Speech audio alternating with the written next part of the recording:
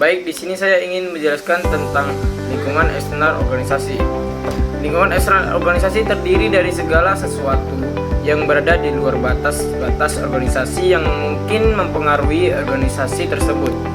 Lingkungan eksternal punya peran yang besar dalam menentukan keberhasilan atau kegagalan dalam organisasi tersebut. Misalnya, distributor roti yang menginventori produk yang mereka distribusikan dalam toko kepada pelanggan. Lingkungan eksternal adalah lingkungan yang berada di luar organisasi dan perlu dianalisis untuk menentukan kesempatan dan ancaman yang akan dihadapi perusahaan.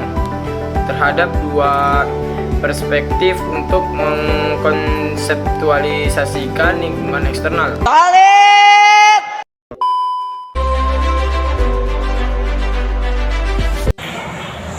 Baiklah, kita masuk kepada materi yang kedua, yaitu budaya organisasi.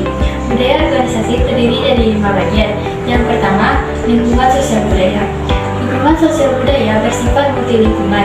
Kondisi ekonomi yang berlaku akan mempengaruhi kinerja bisnis dan spesifik lainnya. Contohnya, harga grosir yang dipengaruhi oleh kebijakan dan harga bersaing. Yang kedua, lingkungan ekonomi. Lingkungan ekonomi merujuk pada sistem ekonomi di wilayah organisasi tersebut. Misalnya, dana rumah sakit yang dipengaruhi oleh ketersediaan dana dari pemerintah dan pasien. Yang ketiga yaitu lingkungan teknologi. Lingkungan teknologi mencakup semua cara yang digunakan perusahaan untuk menciptakan nilai konstituen mereka. Contohnya, penggunaan energi terbarukan seperti tenaga surya untuk meminimalkan dampak lingkungan dari penggunaan energi fosil. Adapun yang keempat yaitu lingkungan hukum dan politik. Lingkungan hukum dan politik yaitu hubungan antara dua bisnis dengan pemerintah, biasanya dalam bentuk aturan bisnis. Contohnya, McDonald's yang harus menaati standar persiapan makanan di wilayah lokal. Selain itu, pemerintah yang mengatur keamanan, kesehatan, serta standar perilaku bisnis yang bisa diterima. Dan yang terakhir yaitu lingkungan sosial budaya. Lingkungan sosial budaya mencakup kebiasaan, adat istiadat, dan karakteristik masyarakat tempat organisasi tersebut beroperasi. Contohnya, di Cina, sepeda digunakan untuk alat transportasi, sedangkan di Amerika Serikat dipasarkan untuk rekreasi.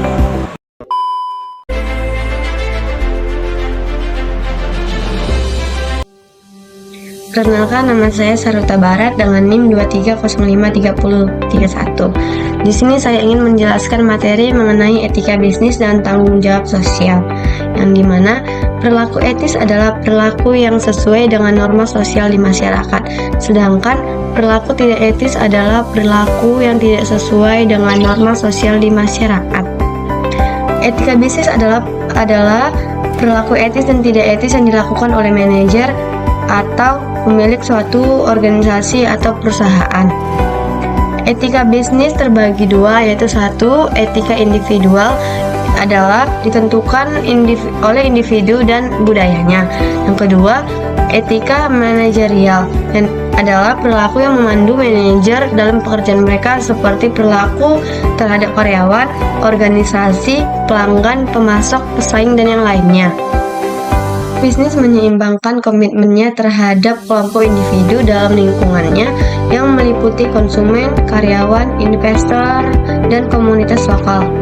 Tanggung jawab terhadap pihak berkepentingan atas mereka seperti 1. Pelanggan. Pelanggan adalah dilayani dengan jujur oleh perusahaan. 2. Karyawan diperlakukan dengan adil. 3. Investor memberi informasi yang tepat mengenai kinerja perusahaan. 4. Pemasok negosiasi jadwal dan harga yang bisa diterima kedua pihak. 5. Komunitas lokal menyumbangkan sedikit hasil penjualan pada komunitas lokal tempat menjalankan bisnis. Yang keenam, tanggung jawab sosial atau CSR.